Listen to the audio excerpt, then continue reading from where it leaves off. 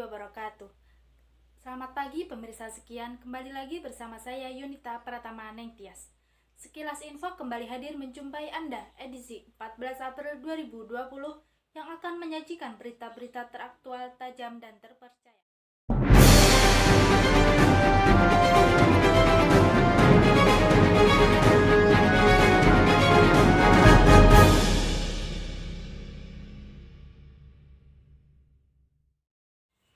Ya, kita beralih ke informasi yang pertama, yaitu mengenai virus corona. Wabah virus corona masih menjadi kekhawatiran di seluruh penjuru dunia. Jumlah kasusnya di banyak negara semakin bertambah. Meskipun angka kesembuhan juga menunjukkan persentase yang tinggi sehingga memberikan optimisme tersendiri. Edukasi kepada warga dunia mengenai virus ini terus dilakukan, terutama mengenai gejala yang sebaiknya diketahui sehingga setiap orang bisa membatasi dirinya dan tak menjadi pembawa virus yang baru. Nah, saudara, tentunya jika Anda mengalami gejala-gejala yang bisa terjangkit virus corona ini, ada yang bisa kita lakukan. Seperti dikatakan Menteri Kesehatan Terawan Agus Putranto, kita tidak perlu panik berlebihan. Ada beberapa langkah yang perlu kita pahami dan juga lakukan terkait virus corona baru ini. Ketika Anda merasakan gejala-gejala penyakit seperti gejala demam, batuk, pilek, sakit tenggorokan, yang biasanya juga disertai dengan gejala nyeri otot. Jika Anda mengalami gejala ini, pertanyaannya adalah, ketika Anda mengalami, apakah Anda pernah pergi ke Cina 14 hari sebelum sakit? Jika Anda pernah pergi ke Cina 14 hari sebelum sakit, bisa jadi Anda terjangkit virus corona ini. Tapi, jika tidak ada, Anda dikatakan hanya mengalami flu biasa saja. Nah, bagaimana jika Anda mengalami demam, batuk, pilek, sakit tenggorokan, nyeri otot, dan pernah pergi ke Cina? Maka Anda harus menuju ke fasilitas kesehatan. Di fasilitas kesehatan ini, Anda akan melaporkan kondisi Anda kepada tim yang berada di sana. Kemudian, Anda disuruh untuk mengisi formulir penyelidikan epidemiologi. Ini adalah sebuah cara yang dilakukan oleh tim untuk melihat kondisi Anda seperti apa. Dan di sana akan diperiksa penunjang. Ini adalah pemeriksaan sederhana seperti tensi, kemudian bagaimana suhu tubuh Anda. Lalu akan dilakukan pengobatan gejala awal. Nah, kemudian tim yang ada di fasilitas kesehatan ini akan meneruskan informasi yang Anda berikan kepada tim ahli untuk dikonsultasikan. Apakah Anda termasuk pasien dalam pemantauan atau pasien dalam pengawasan?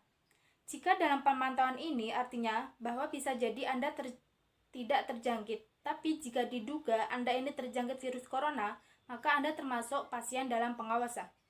Ketika masuk ke dalam pasien dalam pengawasan, maka Anda akan dirujuk ke rumah sakit yang memiliki kamar isolasi untuk merawat Anda, mengobati dari gejala-gejala ini. Sejumlah daerah di Indonesia mulai menetapkan status kejadian luar biasa terkait dengan virus corona ini. Penetapan KLB tersebut merupakan kewenangan kepala daerah seiring instruksi Presiden kepada kepala daerah untuk menetapkan status gawat darurat terkait COVID-19 untuk daerahnya masing-masing. Para kepala daerah diminta untuk terus melakukan pengawasan dan melakukan koordinasi dengan pakar medis dan Badan Nasional Penanggulangan Bencana BNPB menentukan langkah selanjutnya. Saat ini sejumlah wilayah telah ditetapkan dalam status KLB virus corona. Daerah-daerah itu adalah Kota Solo sejak Jumat 13 Maret 2020, Balikpapan dan Bogor sejak Jumat 20 Maret 2020, Kalimantan Barat, Banten 14 Maret 2020, serta Sragen 14 April 2020, dan menyusul Karanganyar karena daerah-daerah tetangganya yang telah lebih dulu menetapkan status serupa. Dan untuk jumlah kasus COVID-19 di Indonesia kembali bertambah. Berdasarkan data yang dikumpulkan hingga Selasa 14 April 2020, jumlah kasus yang terkonfirmasi mencapai 4.839 kasus. Jumlah tersebut menunjukkan adanya peningkatan sebanyak 282 kasus baru dari hari sebelumnya. Adapun pasiennya sembuh menjadi 426 atau bertambah sebanyak 46 kasus. Sementara, pasien meninggal juga bertambah menjadi 459 atau mengalami peningkatan sebanyak 60 kasus kematian baru. Kasus-kasus infeksi baru yang dilaporkan tersebar di 13 provinsi. Adapun kasus kumulatif terbanyak masih ada di DKI Jakarta. yaitu sebanyak 2.335 kasus dengan 163 orang pasien sembuh dan 241 orang meninggal dunia. Kemudian disusul Jawa Barat, di mana telah dikonfirmasi 530 kasus dengan 23 pasien sembuh dan 52 orang meninggal dunia. Selanjutnya yaitu Jawa Timur. Ada 475 kasus COVID-19 yang telah dilaporkan di Jawa Timur. Dari jumlah tersebut, 76 orang telah dinyatakan sembuh dan 41 meninggal dunia.